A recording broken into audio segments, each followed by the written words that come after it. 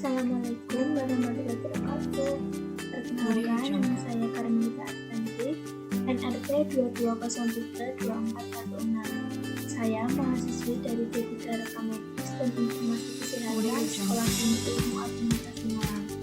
Pada video kali ini saya akan menjelaskan mengenai sistem endokrin.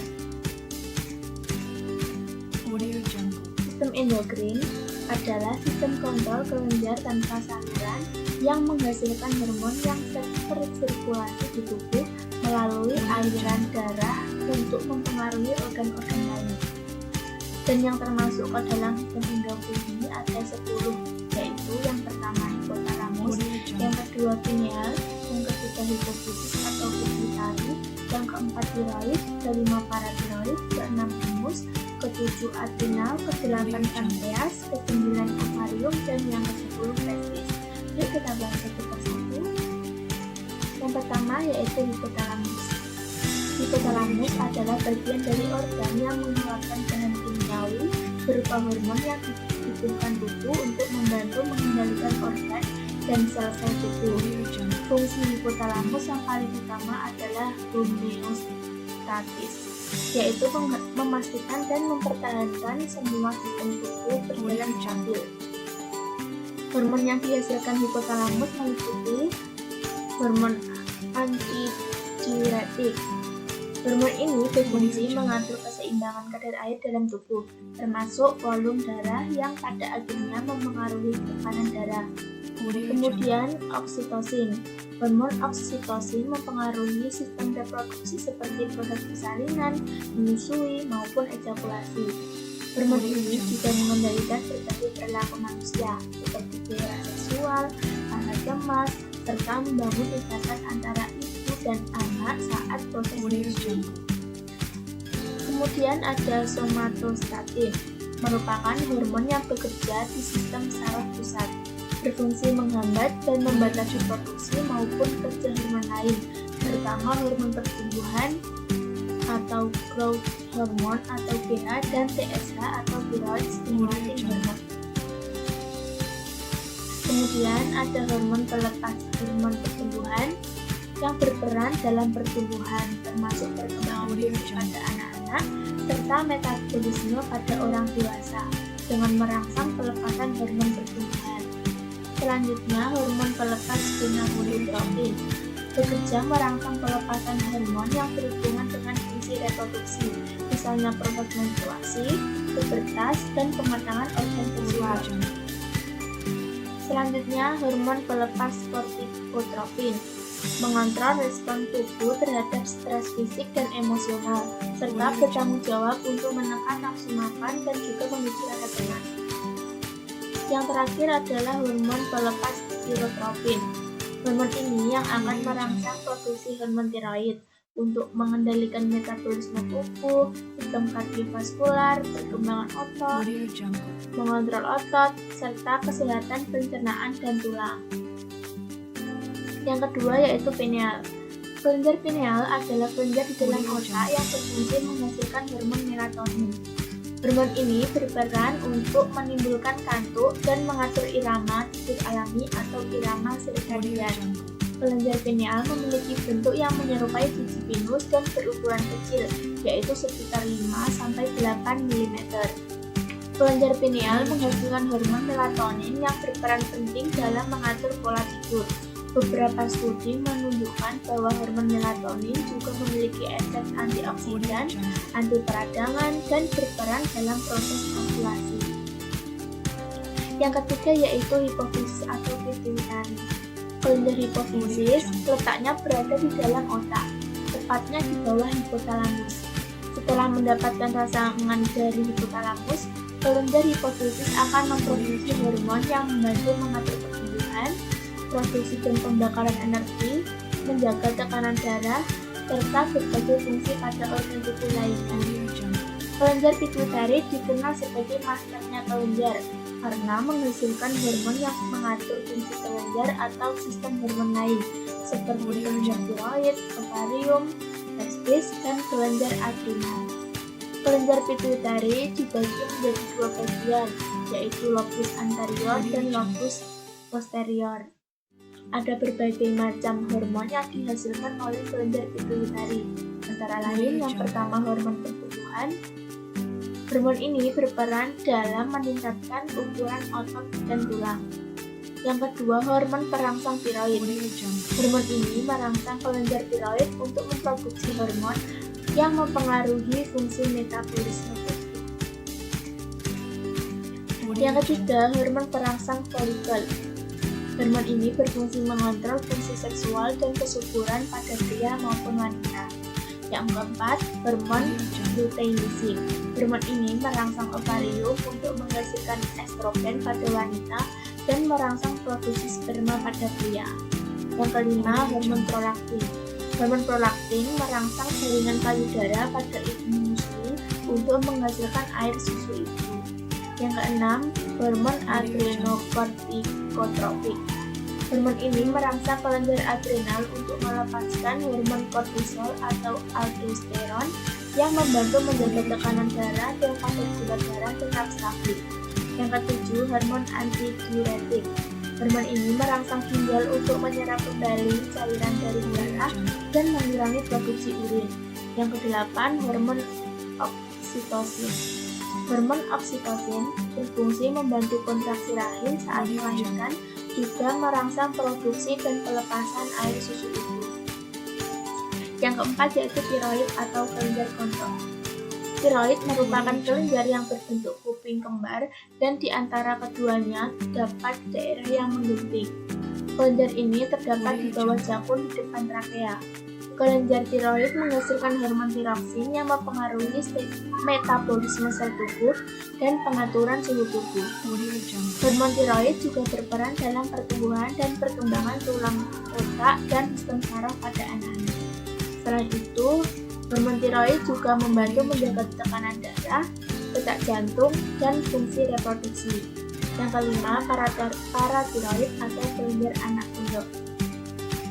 Kelenjar paratiroid adalah sebuah kelenjar endokrin di leher yang memproduksi hormon paratiroid. Manusia biasanya mempunyai 4 kelenjar paratiroid yang biasanya terdapat di bagian belakang kelenjar tiroid atau kelenjar yang dekat dengan kelenjar tiroid sehingga disebut dengan paratiroid. Hormon paratiroid mengontrol jumlah kalsium darah dan di dalam tulang. Hormon paratiroid juga bisa menurun sangat rendah pada pasien postoperasi pengangkatan kelenjar tiroid karena ikut terangkatnya kelenjar paratiroid yang akibatnya adalah penurunan kadar kalsium dalam darah hipokalsemia. Hormon paratiroid mengakibatkan peningkatan resorpsi kalsium dari tulang, peningkatan reabsorpsi kalsium di ginjal, dan peningkatan absorpsi kalsium di saluran cerna oleh vitamin D. Namun, peningkatan kadar hormon paratiroid juga mengakibatkan penurunan kadar fosfat dalam darah karena hormon ini meningkatkan sekresi fosfat dalam darah. Yang keenam, timus. Kelenjar timus adalah organ kecil di belakang tulang dada yang berperan ganda untuk sistem limfatik dan sistem endokrin. Kelenjar timus tidak bekerja sampai akhir hayat manusia. Kelenjar ini akan menyusut secara perlahan saat masa pubertas dan kemudian tergantikan oleh lemak. Saat seseorang menginjak usia 75 tahun, sebagian besar kelenjar timus akan berubah menjadi jaringan lemak. Namun untungnya, fungsi kelenjar timus untuk tubuh bisa dirasakan seumur hidup. Kelenjar timus berlokasi di belakang tulang dada dan depan jantung di antara paru-paru. Fungsi kelenjar timus bagi tubuh yaitu yang pertama dalam sistem limfatik. Sebagai bagian dari sistem imun, kelenjar timus dapat dipandang menjadi pusat pelatihan untuk limfosit T atau sel T. Beberapa jenis sel T disebut sel progenitor akan berbeda dari sumsum tulang menuju kelenjar timus. Di kelenjar ini, sel T akan melalui proses pematangan dan menjelma menjadi beberapa jenis sel T yang spesifik. Yang kedua, dalam sistem endokrin. Kelenjar timus juga berperan dalam sistem endokrin untuk menghasilkan hormon. Hormon yang dihasilkan oleh kelenjar timus yaitu yang pertama timopoietin, dan timulin. Kedua hormon ini berperan dalam proses perubahan sel-sel menjadi sel-sel spesifik. Yang kedua, timosin, yang berperan untuk menguatkan respon imun serta merangsang hormon dari kelenjar imunitas seperti hormon pertumbuhan. Yang ketiga yaitu timin. Perannya mirip dengan hormon timosin serta terlibat dalam peningkatan respon imun terhadap virus. Yang ketujuh, adrenal. Kelenjar adrenal juga dikenal dengan sebutan anak ginjal. Ini karena kelenjar suprarenal ini letaknya berada di atas ginjal. Makanya, manusia memiliki sepasang kelenjar adrenal. Kelenjar ini berbentuk triangular dan berukuran kira-kira sepasang 5 cm dan lebar 3 cm. Fungsi dari kelenjar ini yaitu memproduksi hormon yang mengatur metabolisme, sistem pertahanan tubuh, tekanan darah, dan respon terhadap stres yang penting untuk menopang kesehatan dan kualitas hidup. Kelenjar adrenal terdiri dari 2 komponen, yaitu bagian terluar disebut korteks dan bagian dalam disebut medula. Kedua komponen ini akan menghasilkan produk hormon yang berbeda. Medula sendiri menghasilkan hormon yang berperan dalam fungsi fight or flight respon atau suatu respon manusia untuk bertahan menghadapi ancaman dari luar. Medula adrenal akan menghasilkan hormon epinefrin atau adrenalin dan norepinefrin atau noradrenalin.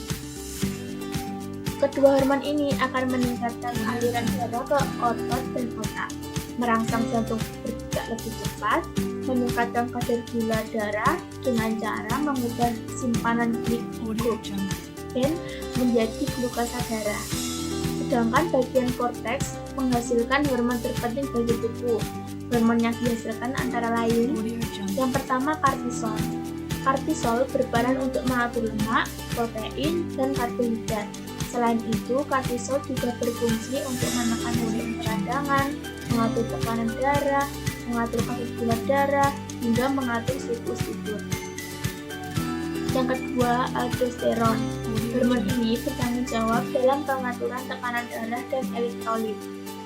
Aldosteron akan mengirimkan sinyal kepada ginjal, sehingga ginjal akan menyerap lebih banyak natrium ke dalam darah dan melepaskan kalium ke urin.